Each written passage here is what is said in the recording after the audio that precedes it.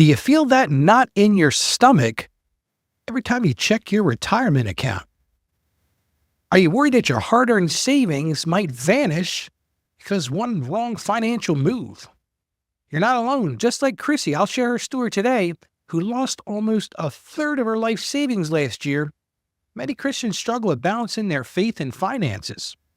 Today I'm going to share 5 real stories of transformation that will help protect the financial blessings God has given you.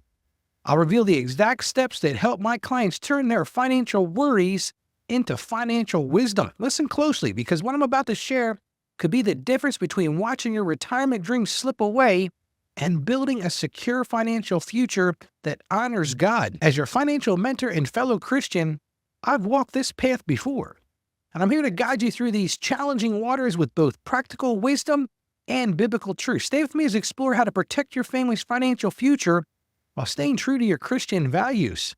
The stories I'll share today might make you uncomfortable. They certainly made me pause and reflect. But remember, just as Proverbs teaches us about seeking wisdom, these lessons could save you from making the same devastating mistakes that have derailed so many good people's financial futures. Your financial peace of mind and your family's future are worth the next few minutes of your time. Well, thank you for joining me today. If you missed yesterday's show, we covered the crucial topic of freezing your credit file. So if you missed it, I'm going to encourage you to go back and listen, because it could save you from becoming one of the millions of identity theft victims this year. Well, I'm going to walk you through the exact steps to protect yourself and your family's financial security. So if you missed it, I'm going to encourage you to go check it out. Well, I want to share a deeply moving message I received from Chrissy, and it truly captures the struggles many of you are facing. And this is what she wrote. She said this. She said, "Hello, Ralph. I've been investing for over 10 years now, and I feel like I'm running on a financial treadmill. My husband and I have 3 kids in middle school, and we're trying our best to save for college while also building our retirement nest egg. But honestly, I feel completely lost. Every time the market shifts or I hear concerning news, I panic and make changes to my portfolio. Last year, I lost 30% of our retirement savings because I pulled everything out during the market dip, and I'm terrified I'll never recover. I've been praying about it constantly, but I still feel overwhelmed. My church small group keeps talking about being good stewards of God's resources, but I'm worried I'm failing at that responsibility.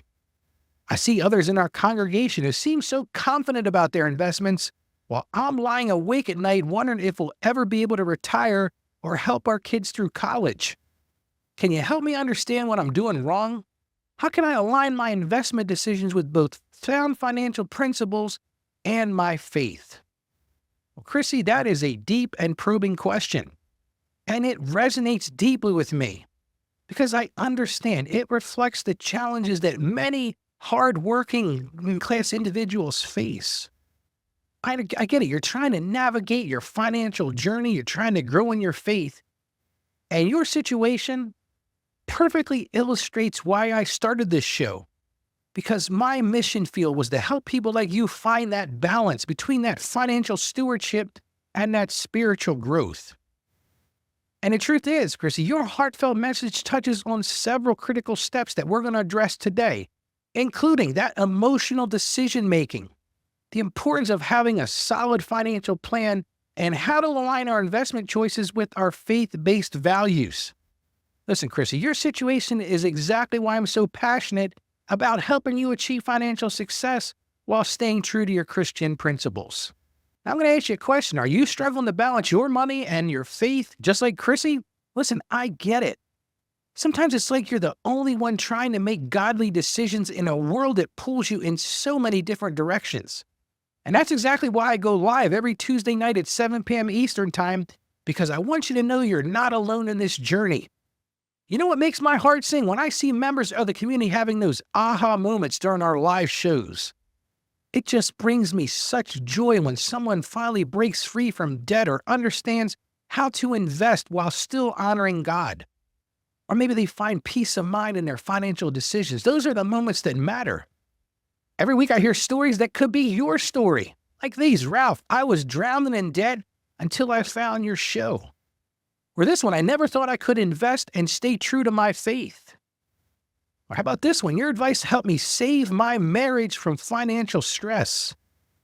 You might be saying, Ralph, that sounds good. Well, let me tell you, here's what makes our Tuesday night special. I give you real talk about money and faith. There's no sugarcoating. I'm direct. I'm on point. And yes, your questions are answered live. Yes, I'll help you with your specific situation. The other thing I love about our Tuesday nights is a supportive family of believers who get what you're going through. They've been through the same things. And yes, here's maybe the best part. I give away a $100 Amazon gift card every single week. The real magic happens in our community. When you join us, you'll see others face the exact same challenges you're facing and winning. And think about this. Their victories become your inspiration. So here's what I want you to do right now. Take out your phone and add www.askralphpodcast.com/live to your calendar for every Tuesday night at 7 p.m. Eastern Standard Time. And listen, make this commitment to yourself and your financial future. Don't let another week go by feeling stuck or alone. Join me in our incredible community this coming Tuesday night, and together we'll build a strong financial future while keeping faith at the center. I'll be looking for you in the chat. And hey, you might just walk away with that Amazon gift card. So I'll see you on Tuesday at 7 p.m. You know, Chrissy, your situation reminds me of Proverbs chapter 15, verse 22. And I've used this on the show many times, and it says this: plans fail for lack of counsel, but with many advisors, they succeed. And if you think about it, this wisdom is particularly relevant as we explore these 5 devastating investment mistakes. So let's get to it. Today, I want to walk you through 5 common investment mistakes that I've seen good people. These are good people, but they've made these mistakes over the years. And I share these stories because I want to help you avoid these pitfalls while staying true to your Christian values. That's the whole goal of today's show. Number one thing, it's what I call the hot stock syndrome. Let me tell you about Jim. He's a kind-hearted church member, and Jim inherited $200,000 from his parents' estate. And like many of us, he came into that money, he wanted it to grow. He wanted it to grow quickly. And Jim heard about this exciting new company from Facebook. He was scrolling through Facebook one time, and they were promoting this company, and this company promised amazing returns. Now, despite my gentle warnings about putting all his money in one place, Jim couldn't resist the temptation. And 6 months later, I hate to say it, he lost more than half of his inheritance. So when he came to me, he came to his senses. Here's what we did instead. I got Jim in touch with a broker. So we worked with this broker, and we split his money into different types of investments. We took it out of that all eggs in one basket. We put most in stable, well-known companies. We kept some in safer options like bonds. We left a small portion for growth opportunities. And this approach helped Jim recover and grow his savings while sleeping peacefully at night. So that's the first thing you've got to avoid. That's that hot stock syndrome. That will drive you in the wrong direction. Well, let's look at number 2, and that's the all eggs in one basket approach. Kind of goes along the same lines. So let me tell you about Maria. Maria owns a small Christian bookstore, and she thought she was being smart, keeping all her savings in what we call safe government bonds. What Maria didn't realize was that while her money was safe, it absolutely was safe. It wasn't growing enough to beat rising prices. She was battling against inflation. It's like having a garden. I've talked about this on the show before. You've got to have different types of plants to thrive in different seasons. Like I said, my grandfather would have this row with this and this row with that because sometimes things just didn't work out. So what we did for Maria, we worked with our financial advisor. We helped her create a balanced approach. We put some money in companies that pay regular dividends. That was those safety things. We put some in growing companies. That was that exposure and that risk. We put some in bonds for safety. And we even put a small portion in real estate investments. And this mix helped her money grow while still maintaining the security she wanted. So that's number 2. That's that all eggs in one basket approach. Let's look at number 3. And that's timing the market trap. Let me tell you about Dave. Like many people, thought he could outsmart the market by buying and selling at just the right time. Chrissy, I think you feel the same way. And he was doing this instead of trusting in God's plan. See, the thing about investment, you got to let your investments grow steadily. But not this guy. He kept trying to predict the future.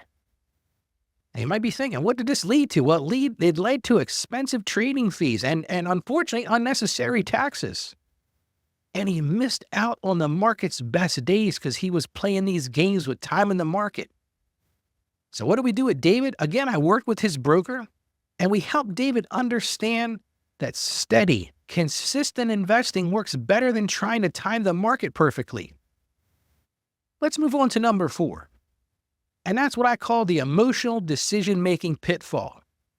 Remember Chrissy from our opening message? Chrissy, your story shows how emotions can hurt our investments decisions. When the market dropped, fear took over, and you sold everything, and you missed out on the recovery that follows. And so it turns out that I met with Chrissy a few months ago. She sent me this message a few months ago. And after I received her message a few months ago, we worked together with a local broker, and we created a plan based on faith and wisdom. And we looked at regular monthly investments, just continuing to put that money into the investments. We worked to build a balanced mix of those investments. And most importantly, a schedule to review and adjust those as needed. It's not the time to just set it and forget it. And I'm going to tell you, this approach helped take emotion out of investing while staying focused on long-term goals. And number 5, it's the last one on my list of 5 today. The going it alone mistake. Let me tell you about Tom. Now, Tom tried managing investments by himself for years. He was very successful in his career, and he discovered that managing investments requires specific knowledge and guidance. He thought he could do it himself. But think about this. I'm going to give you an analogy. It's like trying to build a house without architect's plans. He was struggling, and Tom finally broke down. He hired a financial advisor, and working with him, we reviewed his situation, and we found ways to do these things. We reduced his unnecessary taxes. The way he was doing things was triggering tax consequences. We helped him find a better balance for his investments, and we also helped him align his money with his goals and values. Now, while we're here, let's take a moment and talk about working with a financial advisor. You know, I mentioned this on this show. I am not a financial advisor. I can help you with the big picture things, but actually doing the investments, you need to find a true financial advisor. So when you're looking for that person, here's what I'm going to encourage you to look for. Number 1, someone who puts your interest first. Their true term is called a fiduciary. You want to find that person that is interested in putting your situations first and not just trying to make money. The second thing, you've got to find a person who understands and respects your Christian values. If you listen to me on this show, you know I talk about all the time, like there are secular people out there that can make you very wealthy, but at the cost of your Christian values. So look for that financial advisor that shares those values. Listen, I don't think it's a problem to come out directly and say, hey, do you work with Christian people? Are you a Christian person? Do you understand what Christian people look like or look for in their investments? I think that's a very fair thing to ask. Number 3, get a clear explanation of how they get paid. You don't want any surprises in this regard.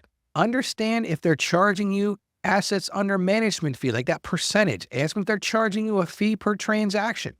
Understand those things at the beginning. And listen, there's no right or wrong answers to that. Everybody has different opinions about which is better, which is worse.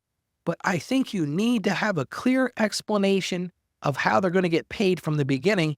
And last but not least, you find somebody that can do regular communication and updates about your investments. You want to be able to pick up the phone and have a frank discussion. You want them to be proactive in talking to you. You don't want that person that when you're having a crisis or you're feeling like Chrissy did and you're worried about the market that you can't find or they won't return your calls. And remember this, a lot of Christian people don't get this. Seeking guidance is not a sign of weakness. It's just not. It's actually biblical wisdom in action. Now, I'm going to share some action steps that you can take right away in a few moments. But first, let me ask you this. Are you looking to break free from financial stress? Are you feeling overwhelmed by financial challenges? Whether you're buying a home, running a small business, or living paycheck to paycheck, and man, I deal with a lot of people to do that. You don't have to walk this journey alone. Like many other people, you may be watching your dreams slip away. You might be struggling with mounting debt or feeling stuck and frustrated. And maybe you're trying to balance business and personal finances. But let me just tell you, there is hope.